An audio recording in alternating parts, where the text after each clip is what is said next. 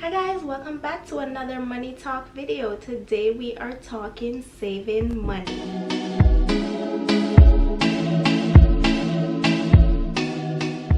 So I wanted to make a video on saving money because I know a lot of my peers have a hard time with this. A lot of my fellow millennials were in debt and so a lot of people have a hard time with saving money and figuring out ways to find extra money at the end to even save. And when I'm talking about saving in this money, I'm not necessarily talking about saving for retirement.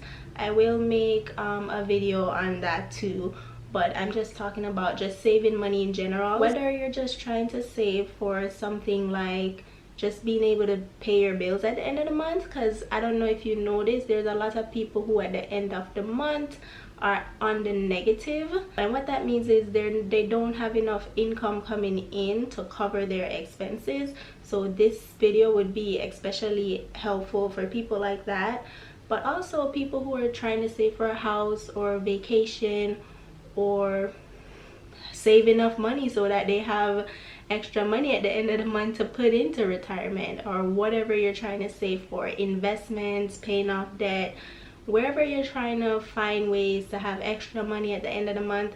This video will be especially helpful for you. So to get started, the number one thing with saving and just personal finance in general is self-discipline. Self-discipline. I cannot stress it enough. Now, if you're someone that lacks self-discipline, then you need to find some. You know, there are coaches that can help you become more disciplined.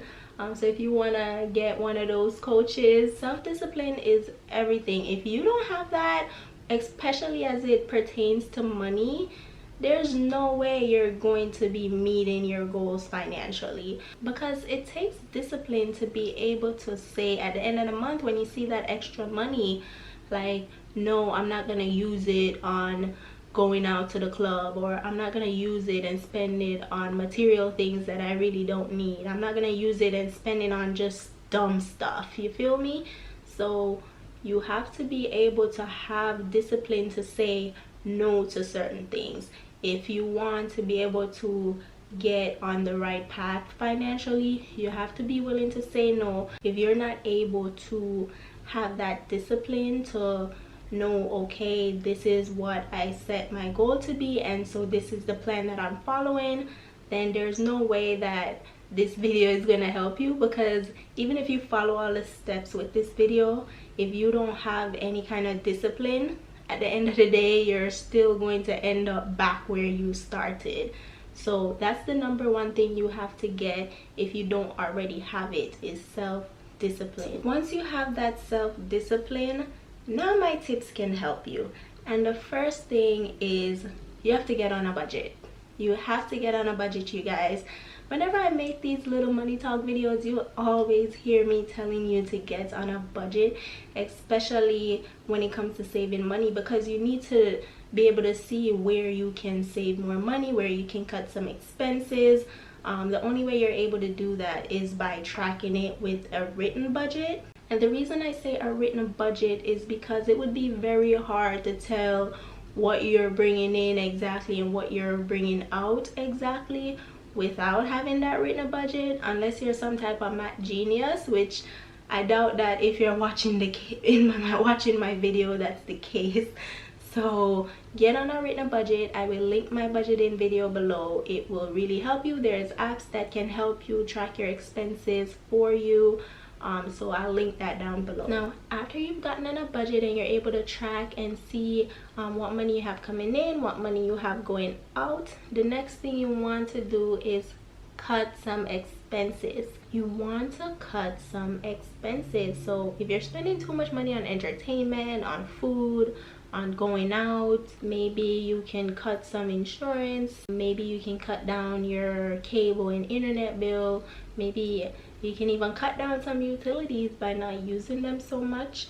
Find anywhere that you can where you can cut some expenses, cut it, okay? If you're really trying to save, depending on how much you're trying to save, by when you're trying to save, you can be more extreme or you can be more settled. Like it could be something as simple as you're gonna cut your cable bill just to save an extra maybe $25 to $50 a month. But if you want to be really extreme and then you go, okay, I'm not going out for a whole month, and maybe you could save an extra $200 to $500 that way. It really depends on how extreme you want to be as far as saving, like how much you're trying to save by when you're trying to save it. You can decide how much you want to cut, and it's up to you. You know what your goals are, so find ways to cut your expenses in ways that it will help you reach your goals. Now I want to say, for some people, they can cut as much expenses as possible, as humanly possible. You know, maybe they're only paying for like their shelter and food and like, you know, transportation to work and stuff, but then at the end of the month they find that they are still coming out on the negative.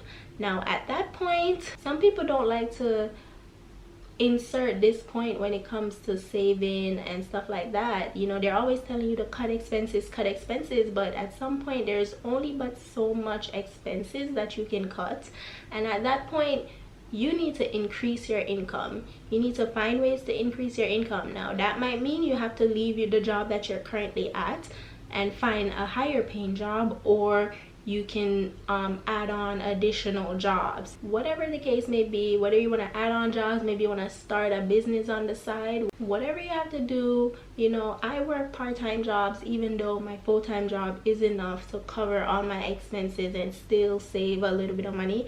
At the end of the day, I have goals and I need more money to reach those goals, so I work extra jobs to do that. And you know, I know some of my peers, we have these degrees and we feel like, oh, we're too good for certain jobs, we're too good for this, we're too good for that. But at the end of the day, none of us are millionaires. So if you're trying to get to millionaire level, you're gonna have to, like, you know, put some sacrifice in. If that means that you have to sacrifice working, maybe even a serving job. I do serving on the side sometimes. I do other jobs as well. You can do that, you know. We live in a gig economy. They have Uber, they have Lyft, they have Postmates. You can do those things too. If you're good at a certain subject, you can tutor. You can also sell things on eBay, Amazon, if you're good and crafty like that. You know, I'm not, but if you are, you can sell some things online, and that can be an extra source of income. If you are good at certain things, like me, I'm good at doing hair. However, I don't have it in me to be doing people hair, sitting there just doing people hair. It's just not my thing. But if you are also good at doing hair and you want to do people's hair on the side, nails, makeup, maybe you're a barber on the side, maybe you do photography, whatever it is that you do on the side or you're good at on the side, those are things that you can utilize to make some extra money on the side. Now I know I've heard, I think a couple months ago I found out that people are actually not supposed to do hair out of their home and stuff like that without a license. You guys can correct me if I'm wrong. Apparently it's illegal to do that. So I'm gonna say find a legal way to do whatever these extra side jobs are. Find a legal way, because the last thing you want to do is get into some trouble. So I'm not gonna be on video telling you guys to do illegal stuff, but you know, you gotta do what you gotta do to make ends meet. But I'm not gonna tell you do anything illegal. Find a legal way, but do what you gotta do to make some extra money. You feel me? Just don't go like don't go doing things that you know will get you locked up, okay? Don't go doing that.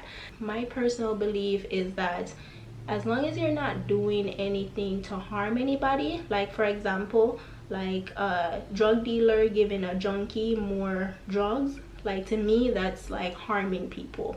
You know, I don't believe in that. But if, like, you know, what you're doing is not harming anybody, you know, find as legal of a way to do it as possible, and you know, do what you gotta do. With this step, it's up to you when you want to do it. I recommend doing this after you've like cut your expenses and you have extra money.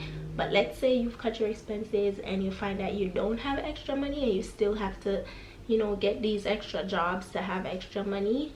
Then after you've done that and you have this extra money coming in, before you start saving, before you start investing, before you start paying off debt, whatever it is, what you need to do first is put together an emergency fund. I also have a video on emergency fund, and I will drop that below as well. But put together an emergency fund. And as far as an emergency fund, how much to put in is really up to you. Some people say the minimum being $1,000, but for me $1,000 would do nothing because my rent alone is well above $1,000. The absolute minimum I think for an emergency fund should be at least 1 month of living expenses. That means if you were to lose your job today, you have a month worth of living expenses to get you through. Maybe you can pick up some part-time jobs until you find a full-time job, you know. So I always recommend the minimum 1 month. I'll just drop my video below which can really help with that. But put together an emergency fund. And why you would want to do that before you start saving, before you start investing, before you start paying off debt, is because emergencies do happen. Life happens and they will pop up. So when that emergency happens, what you don't want to do is have to always just stop whatever it is you're doing. Like maybe you're saving $100 a month. You don't want to have to interrupt your progress just because an emergency comes up every time. So when the emergency comes up, if you're just, let's say, investing your money all the time, let's say you're just putting money in your retirement account and you have no money for emergencies, then when the emergency comes up, you're kind of jacked up at that point because you don't have any money to cover that emergency because everything's in your retirement account. And if, let's say, you put it into the retirement account, you know, if you take that money out before time, then they're gonna charge you all types of penalties, to where just having that emergency fund in place could have protected you.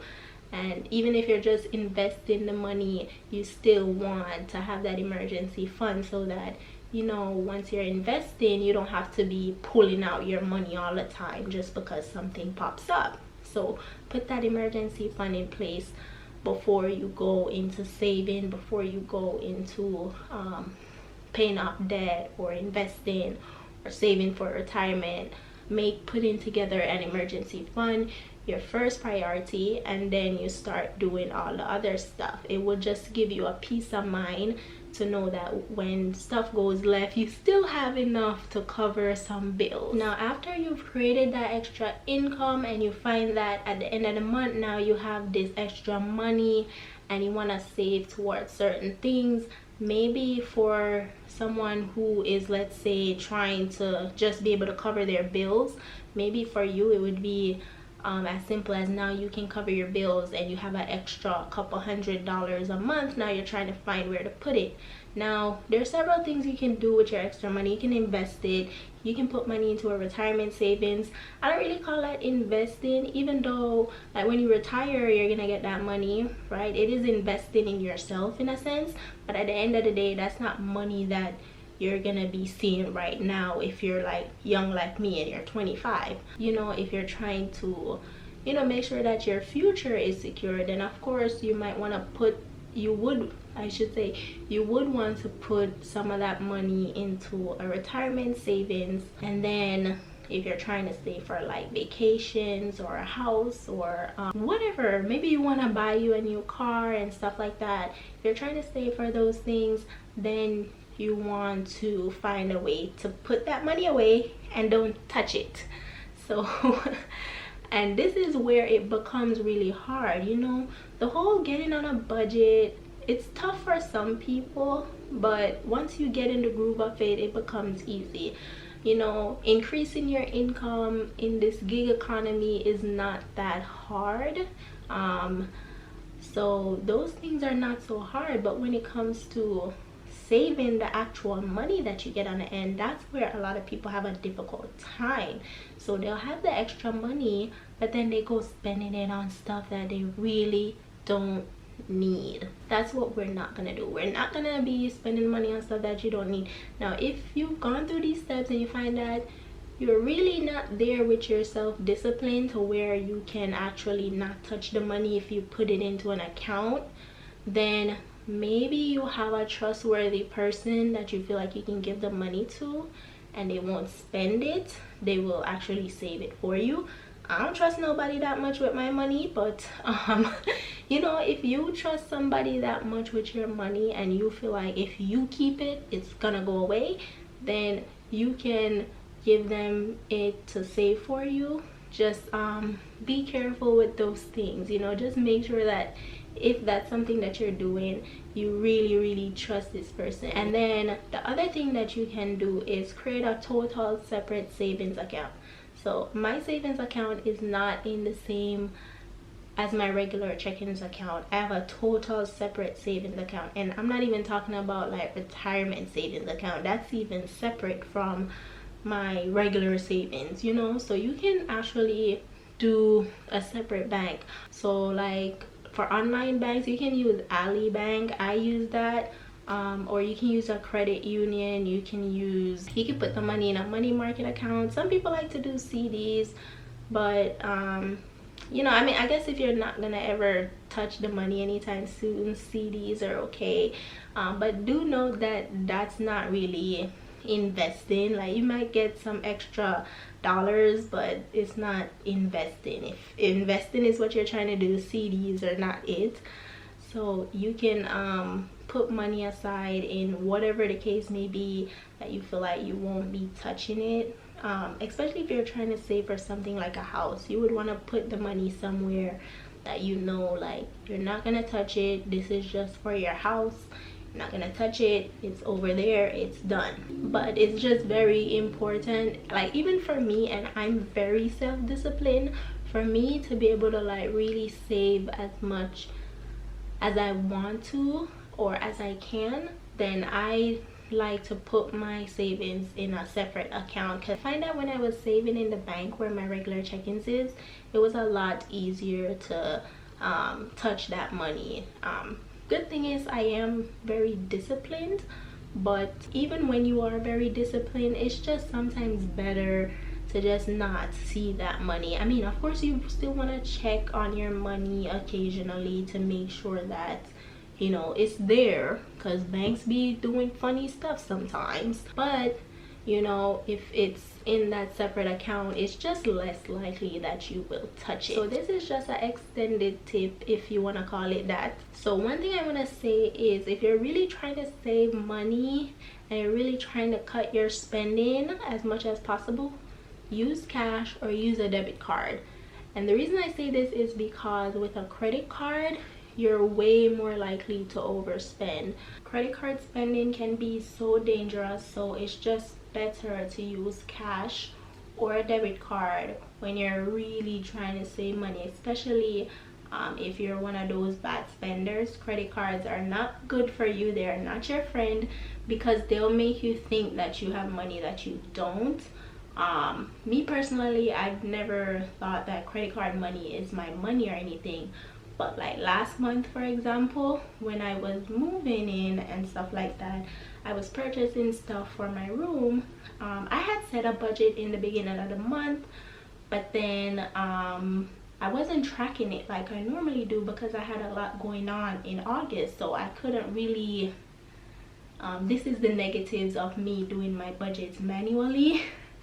It would have been better if I had like a automatic budget like I talk about in my budgeting video, but I do my budgets manually. So last month I was too busy to keep up with all the numbers. So at the end of the month, when I was going through all my expenses, I was like, wait, I spent too much. Now let me say I had enough coming in to cover how much more I spent, right?